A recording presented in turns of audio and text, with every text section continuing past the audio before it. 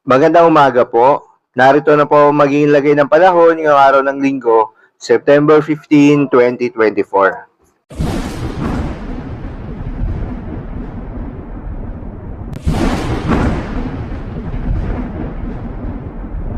Sa kasalukuyan na tayo sa pag-asa, itong southwest monsoon o hanging habagat ay patuloy pa rin nakakaapekto sa may southern Luzon, Visayas at Mindanao. Dahil dito, asahan yung paminsan-minsang malalakas na mga pagulan. Habang sa nalalabing bahagi ng ating bansa ay asahan naman yung bahagyang maulap hanggang sa maulap na kalangitan na may kalat-kalat na mga pagulan o thunderstorms.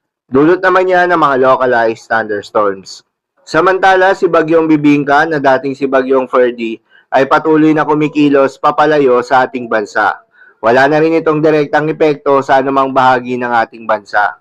Huli nga itong namata ng pag-asa sa layong 1,435 kilometers east-northeast of extreme northern Luzon. Samantala, ayon sa Japan Meteorological Agency, mataas ang tsansang may mabuong minor tropical depression sa loob ng Philippine Area of Responsibility na nasa bandang northern Luzon sa susunod na 24 oras.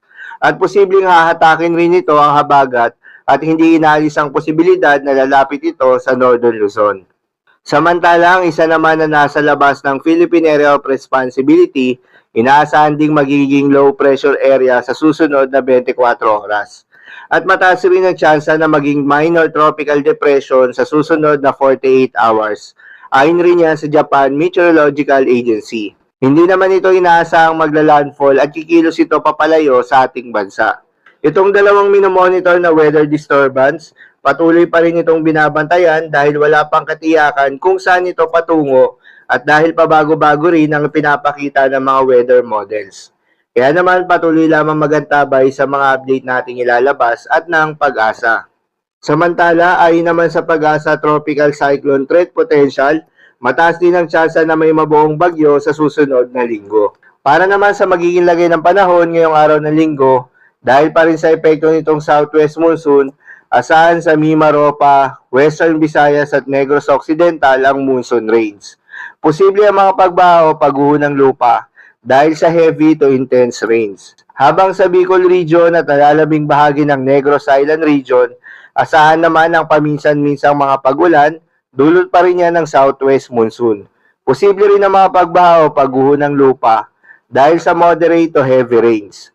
Sa nalalabing bahagi naman ng Visayas, Zamboanga Peninsula, Barm, Soc-Sargent, Caraga, Northern Mindanao, Batangas, Zambales at Bataan ay asahan naman yung maulap na kalangitan na may kalat-kalat na mga pagulan at thunderstorms. Dulot pa rin yan ng southwest monsoon. Posible rin ang mga pagbaha o pagguho ng lupa dahil sa katamtaman hanggang sa kuminsan ay malakas na pagulan.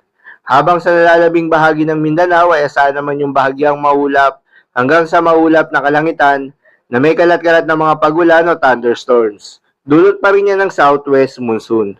Posible rin ang mga pagbaha o pagguho ng lupa during severe thunderstorms. Habang sa Metro Manila at nalalabing bahagi pa ng Luzon, ay asahan rin yung bahagyang maulap hanggang sa maulap na kalangitan na may kalat-kalat na mga pagulan o thunderstorms. Dulot naman yan ng mga localized thunderstorms.